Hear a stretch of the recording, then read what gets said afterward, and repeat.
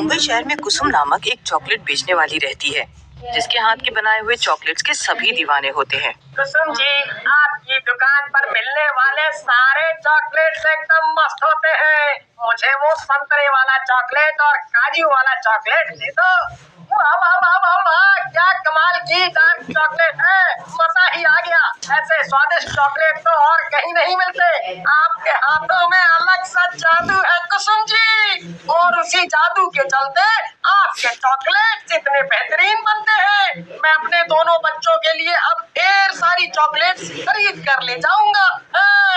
शहर में कुसुम अकेली ही रहती है। उसका इस दुनिया में कोई और नहीं होता।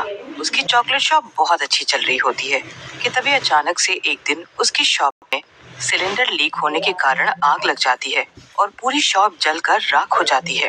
खुशकिस्मती से कुसुम को कुछ नहीं होता, क्योंकि वो उस दौरान शॉप पर मौजूद ही नहीं थी। पर उसकी सारी खून पसीने की मेहनत अब मिट्टी में मिल चुकी थी। उसका रो रो कर बुरा हाल था। ये सही नहीं हुआ, मेरी दुकान। इतनी मेहनत से मैंने अपना चॉकलेट का कारोबार, मैं इस कारोबार को इतना आगे तक लेकर आई, सब खत्म हो गया। अब मैं क्या करूंगी? अब मैं कहाँ जाऊंगी? ये भगवान। कुसुम के पास बड़े सारे पैसे दुकान में ही थे, जो अब दुकान में जलकर राख हो चुके थे। वो अपने 2-3 दोस्तों से मदद मांगती है, लेकिन कोई भी मदद नहीं करता। हालात बुरे होते जा रहे हैं। शहर में रहना अब मेरे लिए और भी मुश्किल होता जा रहा है। इससे पहले कि हालात बद से बदतर हो, मुझे यहाँ से जाना होगा।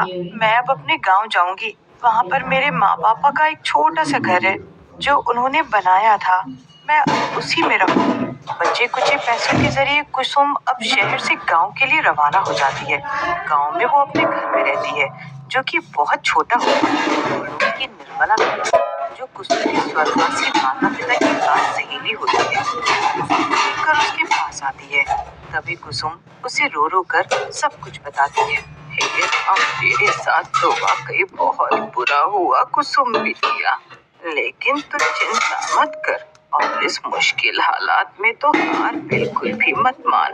अरे सिर्फ तेरी दुकान जली है, तेरे हाथ की चॉकलेट बनाने की कला तो अब भी तेरे पास है। अगर शहर में सब कुछ खत्म हो गया है, तो तू गांव में अपनी एक नई शुरुआत कर सकती है लाडो। हाँ मेरी बच्ची, वैसे भी गांव में चॉकलेट नहीं मिलती। उसे लेने के लिए लोग शहरी इलाकों के बाजार में जाते हैं। अगर तू गांव में ही इतना स्वादिष्ट चॉकलेट बनाकर बेचेगी ना, तो सभी तेरे पास ही चॉकलेट खरीदने आएंगे। गांव में ही अच्छे खासे पैसे कमा सकती है। ये तो आपने बिल्कुल सही कहा काकी, लेकिन मेरे पास चॉकलेट बनाने का सामान खरीदने के लिए, ठेला लगाने के लिए कोई पैसे नहीं है। सारे पैसे खत्म हो चुके हैं। अरे मैं हूँ ना, मैं दूंगी तुम्हें पैसे। क्या? हाँ, तू मुझे बाद में पैसे वापस कर देना बिटिया, लेकिन फिलहाल तुझे पैसों की ज्यादा जरूरत है। ये ले बिटिया, जाकर सारा सामान खरीदना और एक नए सिरे से शुरुआत कर। धन्यवाद काकी, मैं आपकी हमेशा एहसान मंद रहूंगी। कुसुम अब सामान खरीद कर लाती है और गांव में ही अपना चॉकलेट का ठेला लगाती है। अरे वाह, चॉकलेट वो भी हमारे गांव में, अब तो हमारे मजे ही मजे हैं। दीदी, मुझे वो वाला चॉकलेट दो और मुझे ये वाला। सभी बच्चों को कुसुम के चॉकलेट बहुत पसंद आते हैं। कुसुम की एक हफ्ते में ही बहुत तरक्की हो जाती है, जिसे देख निर्मला भी बहुत खुश होती है। शाबाश कुसुम बिटिया, मुझे पता था कि तू अपनी कला से जरूर आगे जाए। अभी तो बस शुरुआत है। धन्यवाद निर्मला काकी।